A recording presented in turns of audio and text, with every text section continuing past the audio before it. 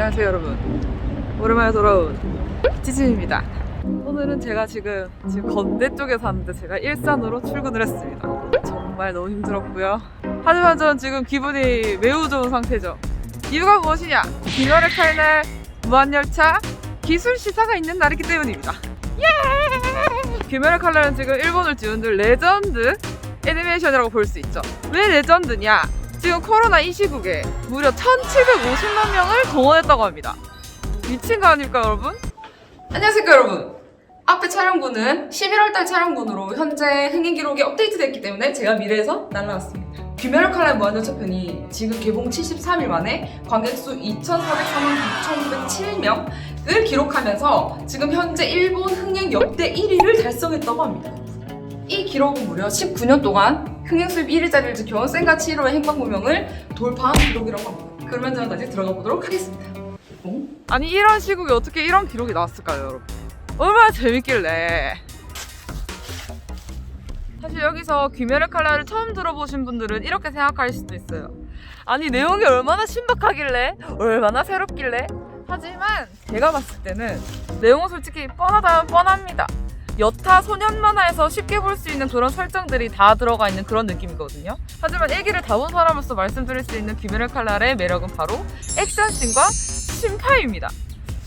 네, 심파가 부정적인 어감으로 보여드릴 수 있을 것 같긴 한데 캐릭터 소사를 너무 잘 그려내서 이제 현대인의 고질병, 안구 건조증이 순간 나았나 싶을 정도로 진짜 눈물이 마를 날이 없었습니다. 악당들마저 과거가 나오잖아요. 그럼 진짜 바로 눈물 cry. 액션씬을 말씀드리자면 귀멸의 칼날이 만화도 물론 사랑을 받았긴 했는데 엄청 인기가 폭등한 게 바로 애니메이션화가 된 직후였습니다. 그 작화가 진짜 뛰어나고 그리고 적절한 CG, 카메라 워킹 등의 액션씬 연출이 너무 멋있게 돼서 진짜 여타 다른 만화에서도 나오는 그런 액션씬인데도 귀멸의 칼날에서 보면 진짜 소름이 막 돋아요, 진짜로. 이 작가분이 이번이 첫 작품이긴 한데 전에 단편으로 출품한 그 만화가 있는데 거기서 보면 좀 어둡고 다크하고 잔인한 이런 만화를 쓰셨었거든요.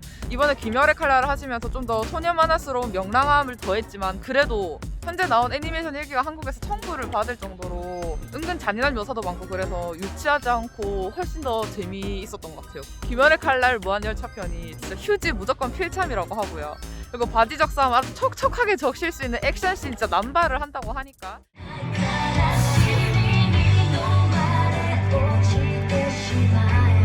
휴지 무조건 필참이라고 하고요. 근데 진짜 너무 재밌어. 오열하셨네. 거의 오열하셨네. 손이 저려서 안 펴져요. 근데 뭐라고 봐도 재밌어요. 근데 맞아. 예고편만 보고 잠깐 이 정도일 줄 몰랐는데. 그죠? 예고 다르죠. 네, 엑셀스 짤고 내용 몰라도 볼 수는 있어요. 영주 멋있어.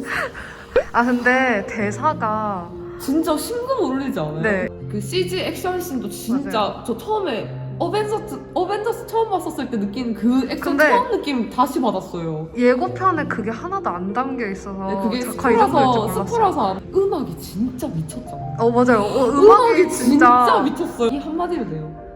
진짜 웅장합니다. 감정이 너무 진짜 벅차가지고 나중에 이렇게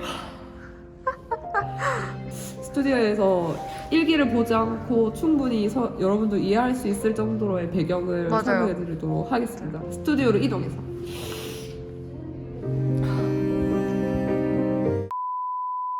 안녕하세요 여러분. 저는 귀멸의 칼날 세계관과 배경을 설명시켜드리기 위해 이곳으로 이동했습니다. 우선 귀멸의 칼날의 배경은 1910년부터 20년대 사이로 혈귀랑 그들을 사냥하는 귀살대가 대립을 하고 있는 시대입니다. 혈귀가 무엇이냐? 혈귀는 바로 사람을 잡아먹어 치우는 존재로 1000년도 이상 전에 요 무잔이라는 인물이 처음으로 혈귀로 변이하면서 탄생했습니다. 자신의 피로 인간을 혈귀로 감염시키면서 혈귀가 그때부터 점점 증가하게 되었는데요. 즉, 이 무잔이라는 인물은 초대 혈귀이자 인간을 혈귀로 감염시킬 수 있는 유일한 혈귀이며 귀멸의 칼날 이 세계관 최종 보스입니다. 후덜덜. 이 무잔이 인간을 혈귀로 감염시키기 시작한 바로 그때 귀살대가 같이 등장하게 되었습니다. 여기서 포인트! 옛날 사람들은 혈기랑 귀살대의 존재를 알고 있었던 걸로 보이지만 지금 주인공이 살아가는 이 시대에는 미신으로 여기고 있는 실정입니다. 즉, 귀살대가 일반 보통 사람들 모르게 혈기를 죽이면서 평화롭게 인간 세계를 만들고 있는 것이죠. 짠! 여기서부터 바로 주인공 탄지로가 등장합니다. 이 탄지로는 진짜 매력있는 캐릭터인데 자기 밑에 이렇게 5명의 동생을 두고 있는 순수 상냥 다정보스 스윗 판타지 장남입니다. 탄지로는 잠시 자신이 집을 비운 사이 자신이 미신이라고 믿고 있던 혈귀에게 가족을 잃게 됩니다. 그리고 유일하게 살아남은 여동생을 나무 상자에 짊어지고 다닙니다. 학대 아니냐? 사실 동생 네츠코는 이 무자인 새끼에게 물려 혈귀가 되고 맙니다. 혈귀는 햇빛을 받으면 몸이 타버리기 때문에 이런 나무 상자 안에 네츠코를 넣어 다니는 것이죠. 하지만 만화 설정이라고 치기에는 주인공에 비해 상자가 너무 작은 것 같죠? 그렇습니다. 사실 네츠코는 자신의 몸을 느리고 줄일 수가 있어요. 그래서 이렇게 작은 상자에도 어잉? 이렇게 들어가게 되는 것이죠. 사실 처음에 네츠코가 혈기가 되었을 때 자신이 굶주렸음에도 불구하고 오빠를 감싸는 이런 모습을 보고 탄지로가 처음 만난 귀살대 기유는 네츠코에게 사람을 먹지 않게 대나무를 이렇게 물려주는 대신에 이들을 놓아주게 됩니다. 그리고 자신의 여동생을 인간으로 되돌리고 싶어하는 탄지로에게 자신의 스승 우로코다키를 찾아가라고 이릅니다. 너무너무 상냥한 나머지 혈기를 죽이지도 못하는 이 탄지로를 보고 처음에 이 새끼는 글렀네 라고 생각합니다. 하지만 주변을 읽어내는 뛰어난 후각과 강한 의지로 수련을 완수해 나가는 탄지로를 제자로 받아들이게 됩니다. 너 내 제자 해라. 키스. 여튼 우리의 주인공 탄지로는 귀살대 최종 선발에 통과했으며 이때 같이 통과한 동기로 제니츠, 이노스케, 겐야, 카나오가 있습니다. 여기까지가 거의 애니메이션 1기 6화까지의 이야기였습니다. 이번 귀멸의 칼날 무한열차편에 나오는 동료는 이노스케와 제니츠가 있습니다. 이 멧돼지 탈을 쓰고 있는 이노스케는 그냥 날것입니다. 그냥 육사스미.